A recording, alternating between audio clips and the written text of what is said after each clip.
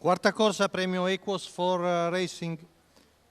È una corsa riservata a femmine di 4 anni, non vincitrici di 12.000 euro in carriera, 8 al via, 1 Cantera, Gennaro Mitrano, 2 Sherry, Antonio Di Nardo, 3 Capinera Jet, Natale Cintura, 4 Colinas, Tommaso Gambino, 5 Sherry, Andrea Vitaliano, 6 Crystal Dancer, Luca Lovera in seconda fila, 7 Cleo Horse, Carmine Piscoglio, 8 Cristalda Cole, Vincenzo Piscoglio dell'Annunziata.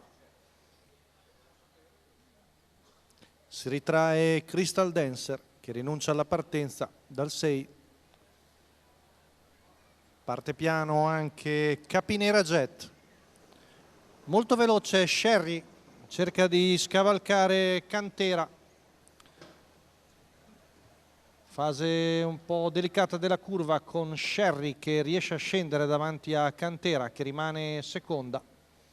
Poi vediamo Sherry in terza posizione a precedere Cleo Horse.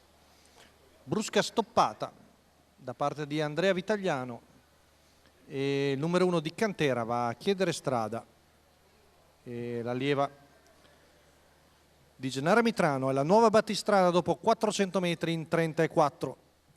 Seconda posizione per Sherry, poi in terza alla corda è Cleo Horse, mentre all'esterno ha spostato Sherry.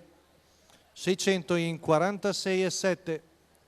Avanza Sherry all'esterno, strascinandosi Capinera Jet, poi anche Cristalda Cole, ricordiamo vittoriosa mercoledì a Padova, che ha spostato all'esterno, mentre chiude il gruppo Crystal Dancer. Il giro in 1-1-4.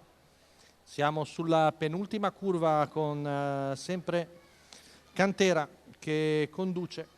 Arriva al chilometro in 1.16,7, sempre seconda posizione per Sherry, poi Sherry invece all'esterno con Cristalda Cole che sposta in terza ruota e avanza all'esterno, ma numero 3 Capinera Jet squalificato. 3 Capinera Jet di galoppo che alla fine si getta di galoppo anche Cristalda Cole. Numero intanto 8 prosegue Cristalda Cole, il duello tra le prime due. Dopo l'ultima curva passata in 15,2 sembra Sherry sul punto di poter prevalere. Sherry e Antonio Di Nardo vengono a vincere in percorso esterno su Cantera, mentre finisce bene il numero 6 di Crystal Dancer. 1.15,3 la media chilometro, 29,9 a chiudere, 14,7 la retta d'arrivo.